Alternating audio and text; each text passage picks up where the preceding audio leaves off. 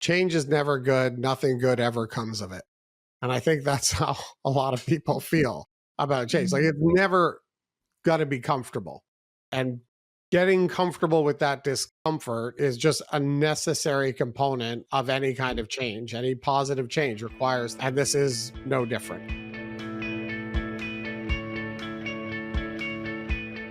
Hi, everyone. This is Jen Lau from FundraisingAI, and I'm excited to bring you a very special episode about our upcoming global summit on September 15th and 16th. If you're not already registered, we'd love to see you there. You can register anytime for this virtual and free conference at fundraisingAI/summit. In this episode, our very own co-founder Mallory Erickson is joined by Woodrow Rosenbaum of Giving Tuesday to explore the primary themes of the summit, such as human-centered AI, leadership and governance, cultures of innovation, and even tough questions about the environment, equity, and generative AI. Stay tuned to learn more about what's to come and our top session recommendations for each theme as we explore the world of responsible and beneficial AI in fundraising together.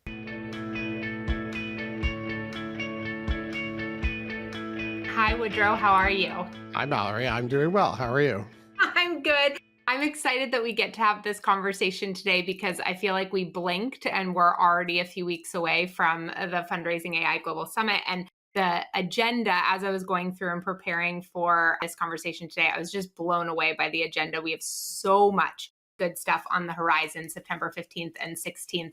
But I want to jump right in because you are sort of constantly seeing and hearing the conversations that are happening around AI in our sector in a really intersectional way. And one of the themes that has really been there from the beginning is this tension between people and technology.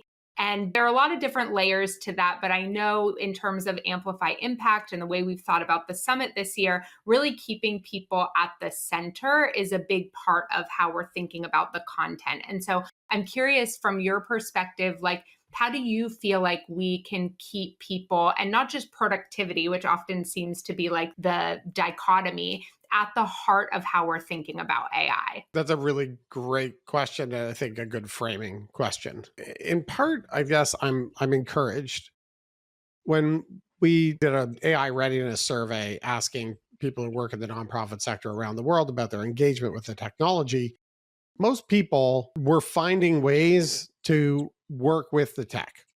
And I think that that's encouraging in part because I'm always worried about the nonprofit sector's ability to keep up with technological advance. And we don't have a great track record of that over the past decades. And I think that that's part of the answer. Is the best way to ensure that people are at the heart of this tech is that we're using it and we're familiar with it. And that doesn't necessarily mean taking it for granted or not being cognizant of challenges or potential harms, but it is critical that we are engaging with the technology if we're going to be able to use it not just effectively, but also appropriately. I do have some other concerns, though, because you when you mention this question about people versus the productivity, I am concerned that our industry is adopting this technology to do a kind of mediocre job more quickly.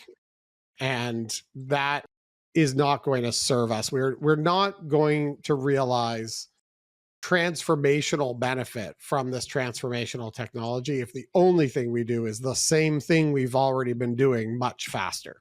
And so it's great if we can use this technology to improve our efficiency and allow the people in our organizations to do the things that only people can do and address some of the drudgery. And is no different than any industry, right? Like, there's just things that we can increase our productivity and get more done. And that's especially useful in an industry like ours, where everyone is stretched so thin. But I would love to see more expansive thinking about how this technology might transform our organizations, our structures, and the impact that we're having in the world beyond just, oh, this will make my job easier. Well, you just said something that I think is super interesting and I'd love to dig into for a moment. Is I had used the word productivity and then you used the word efficiency. And I wonder if there's a real big difference there, Mm. right? Like, because productivity is like this feeling that we have that we were productive. We checked this many amount of boxes on our to-do list today. But if those boxes are not particularly efficient tasks towards achieving our mission, then it really is just productivity for productivity's sake. And what you're talking about, doing these mediocre things faster, versus like efficiency of delivering programs and services, or being able to like have kind of like a core mission fulfillment component happen better. Right. Which really is what, when we talk about productivity, that's what we should be really thinking, not about getting the job done more efficiently, but accomplishing our task, which is not the same Mm. thing as checking a box, like you say.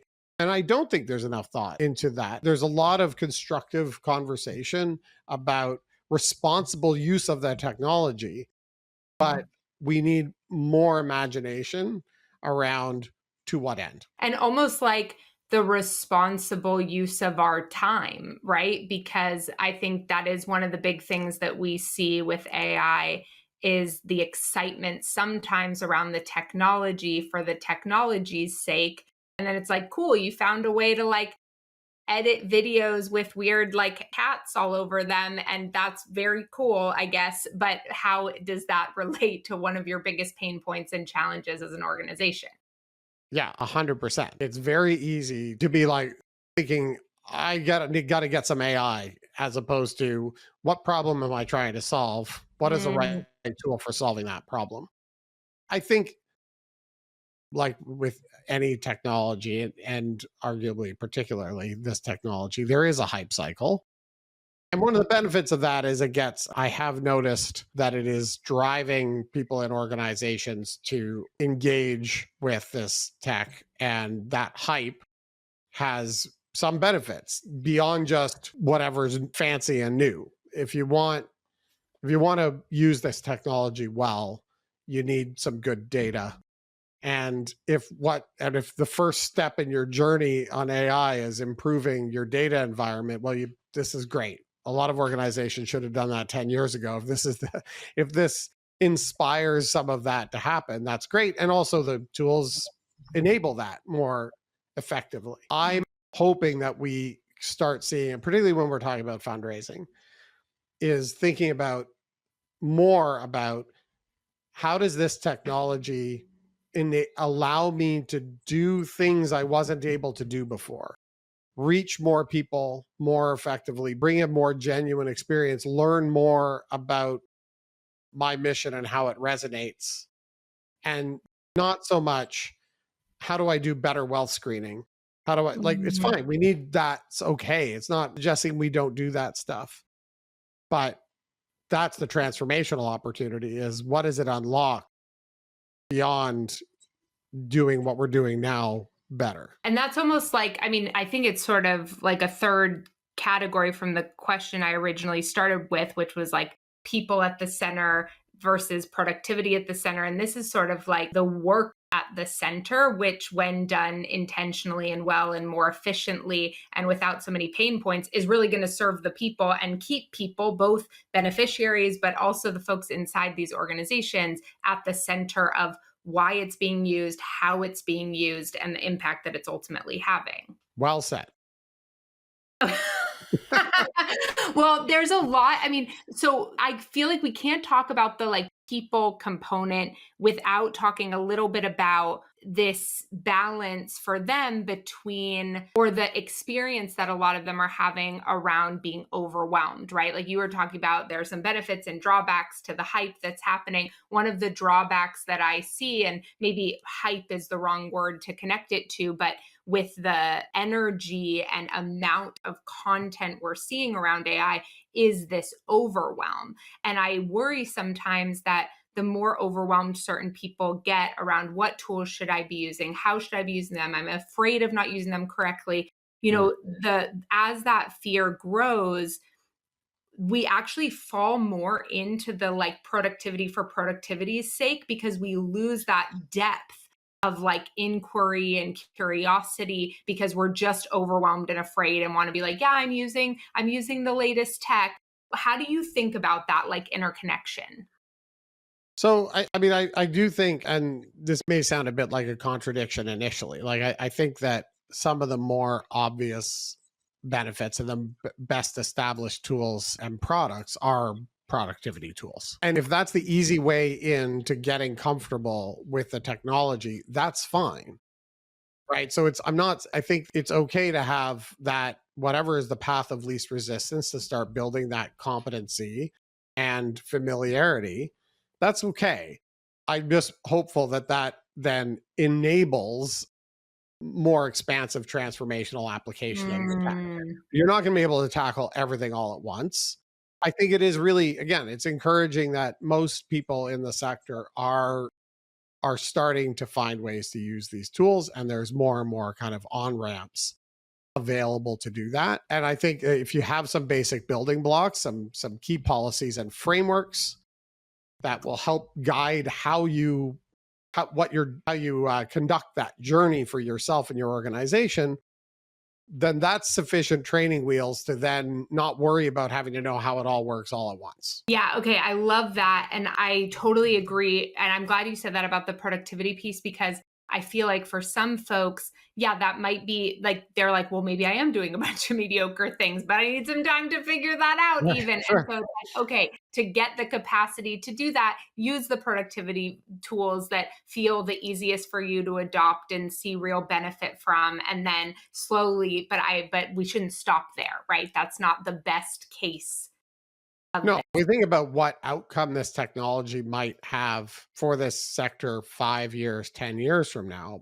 I hope that our ambition is much bigger than it was easier for us to find donors, or our CRM became much more manageable, right? Like, great, that's Mhm. fine. But I'd be interested in what it does for our missions and the meaning that we bring to the people who support our missions. Okay, this actually leads really well into the next thing that I wanted to ask you about, but I do want to say, for folks who are on here and listening, if overwhelm or, discomfort around AI is a topic that feels particularly resonant with you, we have a number of sessions at the summit focused on this. I'm going to drop the titles in the LinkedIn chat so you can see some of the ones that are coming. Make sure you're registered for the summit, but we definitely are going to be digging into this, like, people first, and what that means in terms of how we take care of ourselves as we're using these tools, but also how do we balance that working smarter, not just faster, with AI components that Woodrow is talking about, which I so appreciate. Okay, so what you were just saying really leads into this piece around innovation and culture and how those things sit with a lot of fears of around taking risks. And what you're talking about, that type of transformation, that thinking bigger, what's really possible if, those involve a lot of change in how we think, a lot of change in how we do things. And we have seen, and you and I have talked about this a lot, the resistance to that type of change and the fears around risk taking. So, how do you think? I think there's a big conversation here, but to sort of start us off, how do you feel like we can spark innovation in cultures that feel fear risk? There's a great line from a play written by a guy named Eugene Strickland. There's one of the characters says, "Change is never good. Nothing good ever comes of it." And I think that's how a lot of people feel about change. Like, it's never going to be comfortable.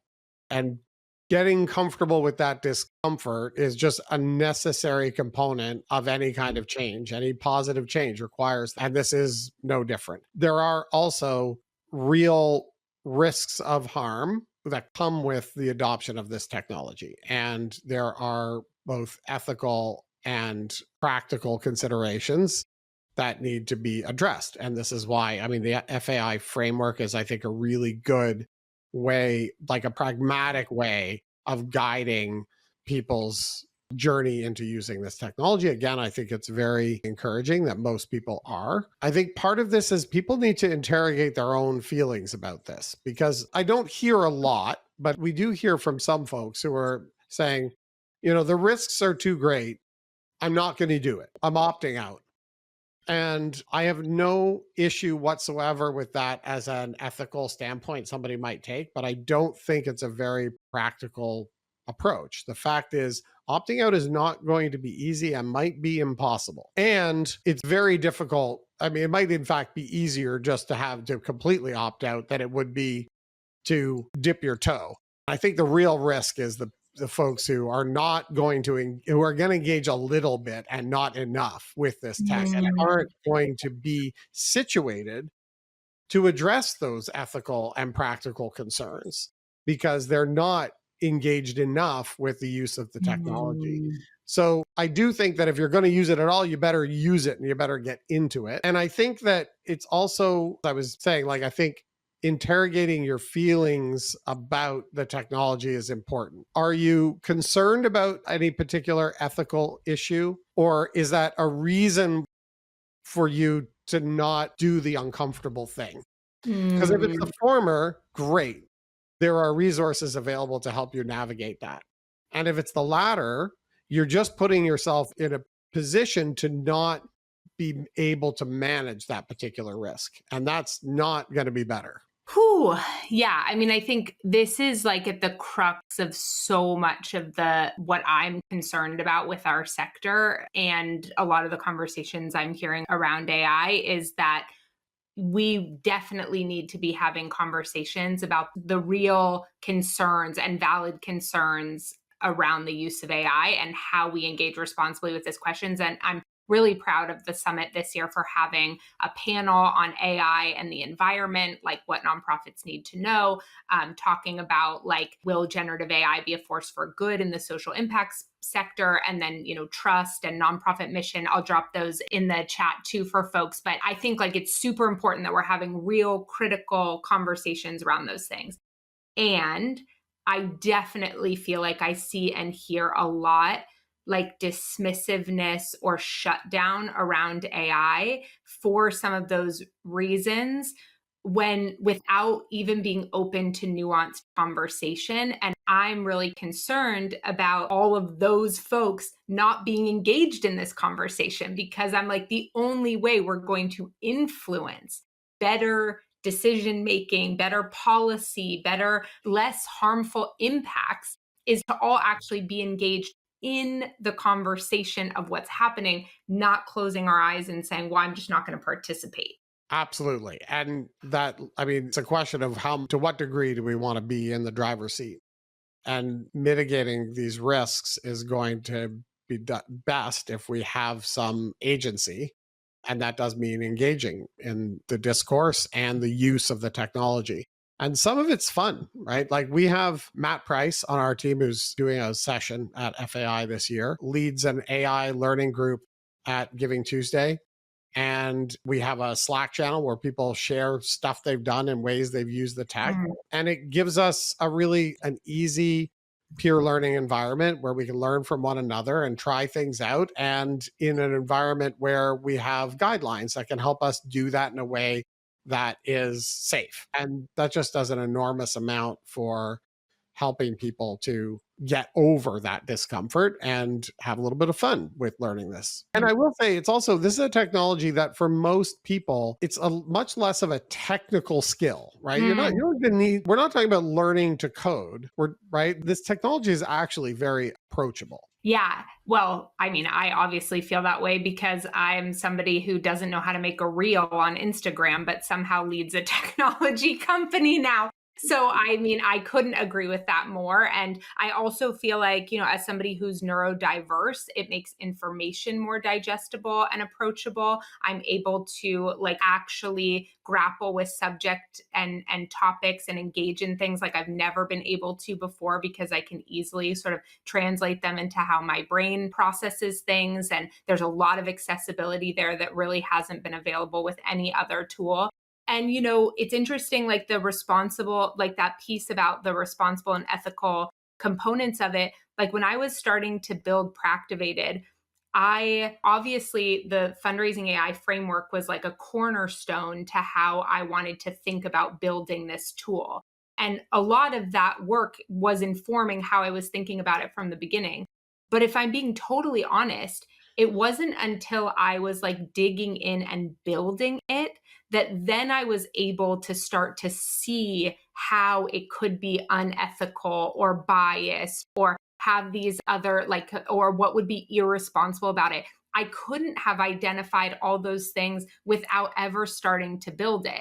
And I just think that's true. Like, if we are obviously we're here at FAI, like the responsible and beneficial use and the ethics are like core to how we think about this, but you are never going to get to a place where you feel like you have that completely figured out and then you're ready to jump into the tools, because it is an ever evolving and iterative process as these tools change, and your orientation and context even for those conversations needs to be influenced by being in there. Yeah, that is the way to get used to it. And there's plenty of ways that you can do that in an environment that's safe for that experimentation. I had a similar experience. So I run LLM models locally on a local machine for a variety of reasons, in part because I wanted to learn a little bit more under the hood. And one of the sort of turning points for me was playing around with the parameters that I don't really fully understand. Very recursive way, I tend to get ChatGPT to explain them to me. Playing around with them and finding little tweaks to the models that resulted in just pure gibberish, like absolute nonsense coming, like not just wrong or hallucinating, just literally incomprehensible gibberish. And I was looking at the Wizard of Oz behind the curtain. It was like, wow, this really is just a statistics machine. And it's very impressive what it can do when it's tuned well. But it was, in a way, it was almost kind of a liberating experience to be like, it is really just not that mysterious. And seeing how it broke, what I found very interesting in the extreme. Like, we've all experienced, it gives you the wrong answer and it sounds confident, that kind of problem. But getting absolute gibberish really helped me to understand, like really understand why are these things not always super accurate or appropriate to the circumstances. It's a prediction model, really only that, just pretty sophisticated prediction model. Yeah, it's super interesting. And I also want to go back to your point before that around the, as complicated as it could be behind the scenes, there's also just a million accessible ways to engage with it that you don't have to have any technology skills to handle. And one thing I want to make sure I say out loud, because I did an AI training a few months ago, and at some point in the training, I could just tell that everybody in the audience was like stuck. And I didn't really know why, but there was something happening in the room. And I was like, okay, tell me how you really feel about AI. Like, how does it make you feel?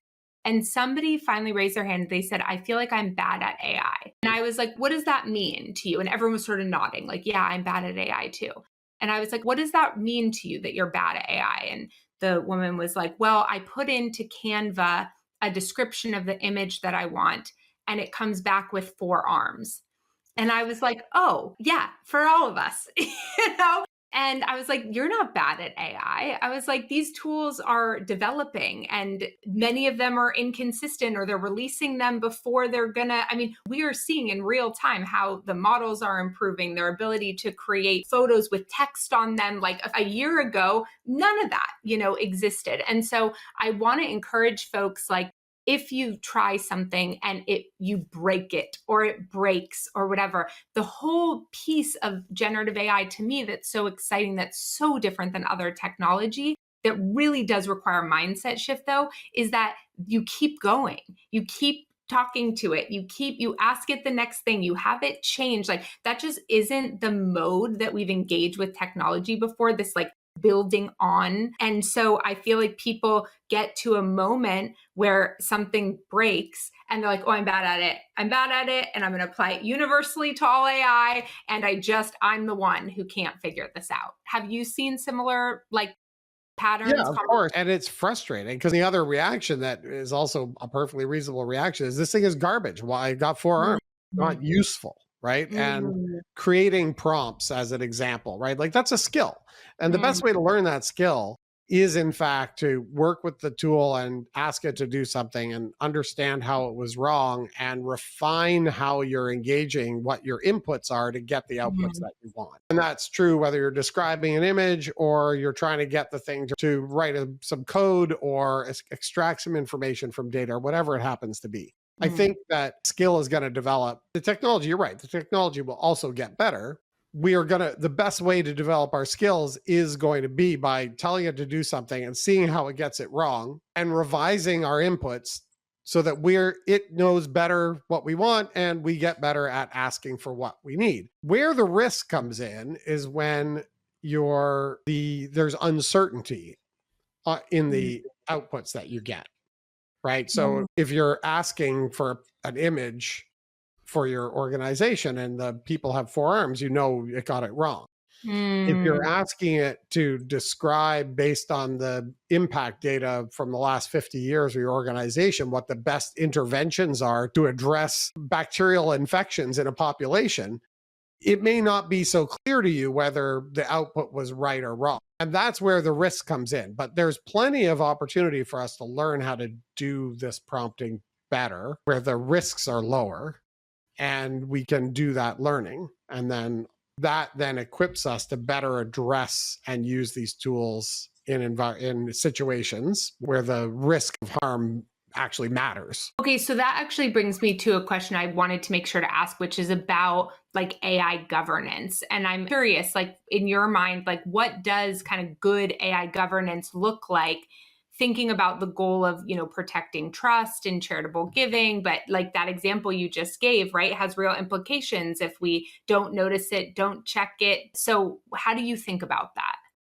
Well, I mean, again, the Fundraising AI framework is a really good place to start. And one of the interesting things also that can be done here is to build a policy, like using generative AI to build a policy for your organization is also a fairly simple approach and probably a good place to start. I mean, what's interesting and important to note, I think, about that FAI framework is there's no technical components of that, right? There's no specific technical compliance component of that framework because it's not about that. That doesn't mean that there aren't components that relate to data privacy and security and data ethics, and all of that is really important. The other things to note, though, about this framework that are part of why it goes beyond kind of a policy is continuous learning, collaboration as core components of a framework. So we think about that framework as actually like not just being a policy we say we're going to adhere to and then hope we do and delegate to some technical person to ensure that we're complying with that. We think about this framework instead as everybody who's using these tools for whatever purpose is going to be guided by these principles of collaboration and continuous learning. This is how we're going to make ourselves and our sector better and more effective, and how governance can actually be a tool for productivity effectiveness. And then beyond that, just try not to do harm and be careful with people's data and have policies around how that's done and make sure that people are provisioned with the tools that they need. I think the way I think about the actual sort of practical implementation of the technology into organizations, I think organizations will tend to think about prohibitions. It's going to be more effective and it's going to mitigate risk better if you think about enablement. So what are we trying to enable? Understanding that people are going to use and try lots of things. And what we want is an open dialogue in our organization. We want principles that we follow and data and privacy compliance that is managed carefully. And then also things like, hey, I'm interested in using this tool in this way. Who can help me figure out how I do this according to our framework? Or I'm looking for a solution that will help me do this, as opposed to we are prohibiting the following uses or tools, right? I mean, there may be some requirement for that, but as the core principle, thinking about governance as enabling an organization to do something responsibly and ethically, as opposed to preventing an organization from doing things unethically or irresponsibly. Okay.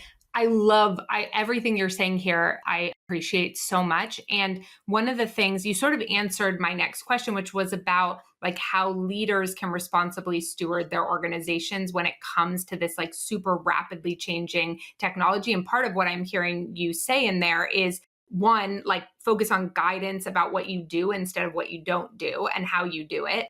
And then also the preparation for this like iterative, dynamic, ever changing process. So maybe some of what's happening, and I'd be curious for your feedback here on the leadership level. Like, do you think leaders are kind of like waiting for things to like chill out because they're like, oh, there's this big, explosion of change. I'm going to get a handle on it.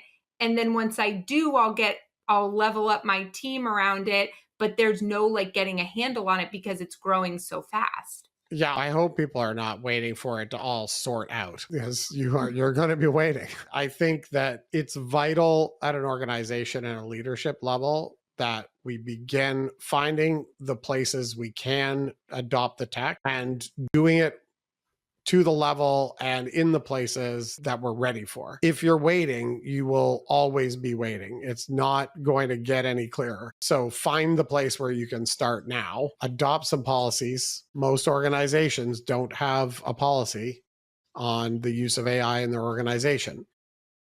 Start there, have a look at the FAI framework, think about where is the place that your organization can start. And again, I will say, I think it's been really helpful for us having this internal learning group has been a great way for it to be a kind of fun and lowered a lot of barriers to entry into the use of the tech.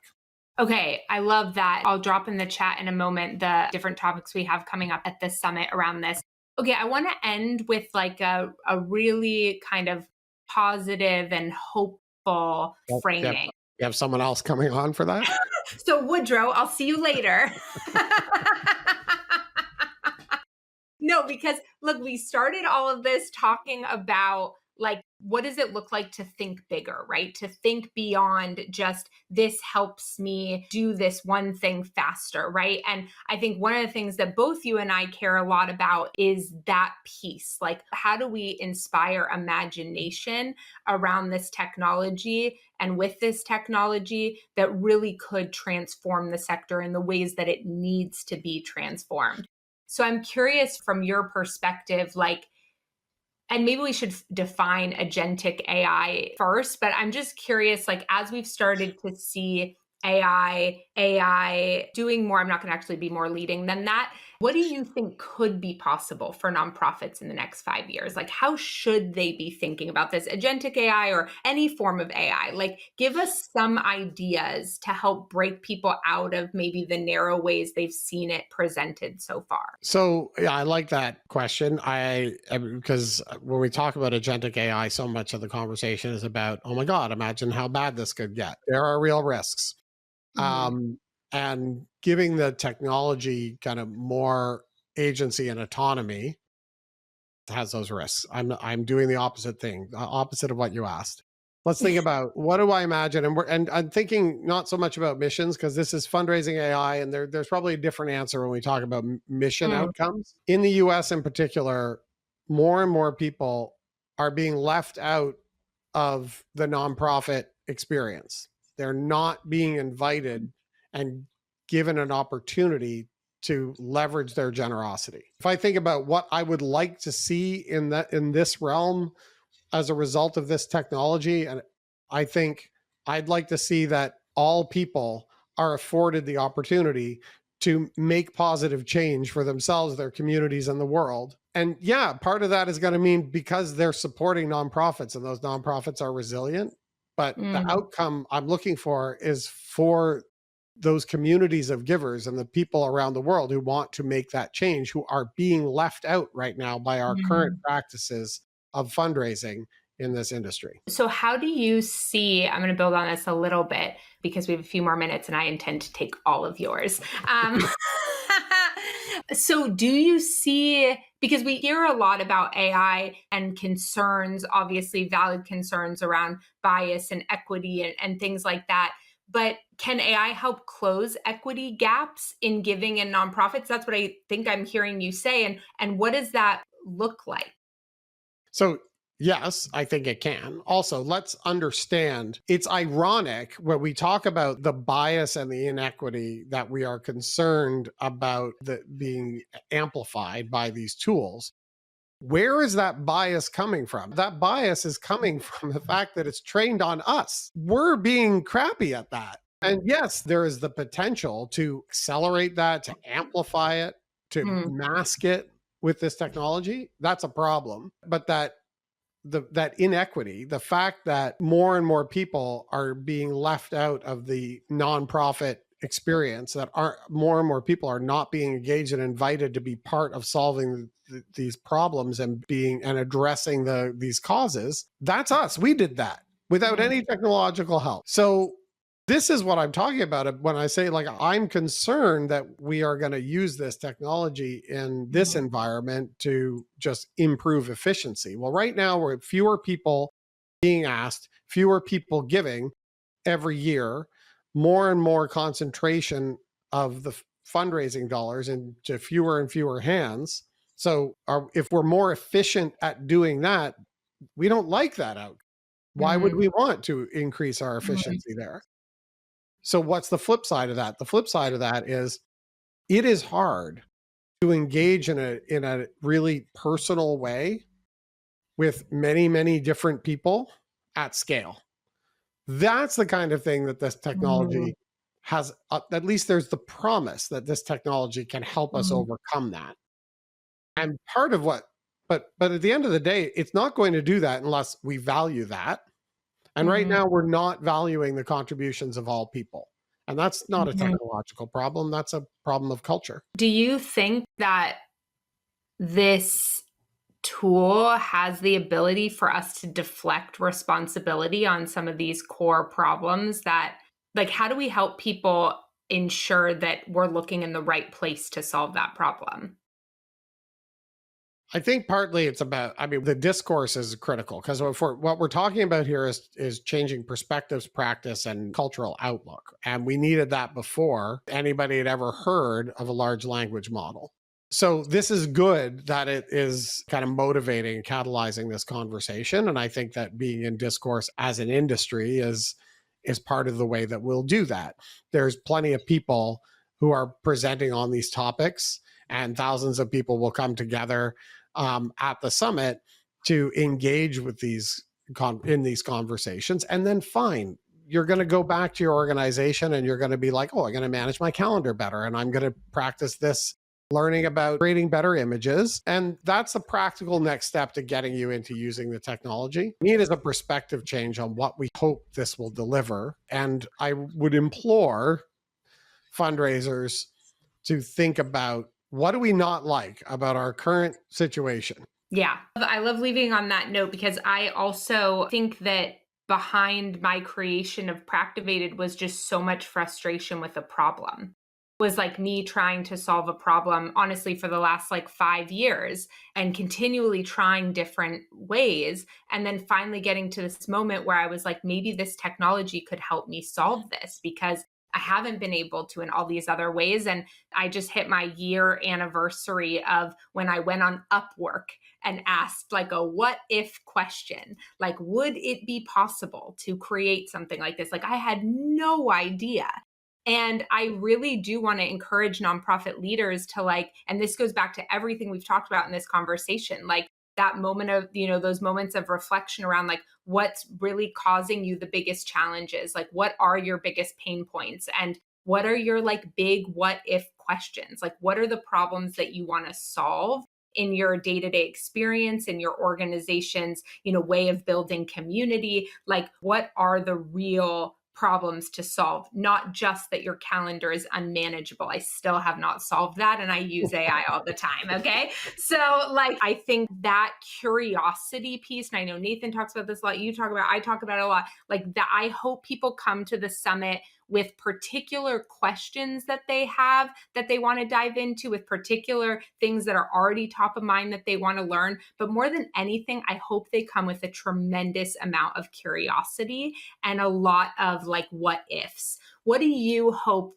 most for folks who are coming? Like, what do you want them to bring with them to those 2 days and to get the most out of their experience there? And it's going to be there. I mean, the challenge with this summit is going to be choosing amongst the many, many things that, and the streams are make it really helpful. And I think for people to think about where they fit into that puzzle. But there is just so much good content from so many people who are really thinking about this in advanced and imaginative ways. It's going to be great. Yeah. And just so everybody knows, you'll get everything on recording. And so you don't have to worry if you pick something and or feel like you're missing something else. Everything will be recorded. You'll have access to it after. I just dropped the registration link again inside the live.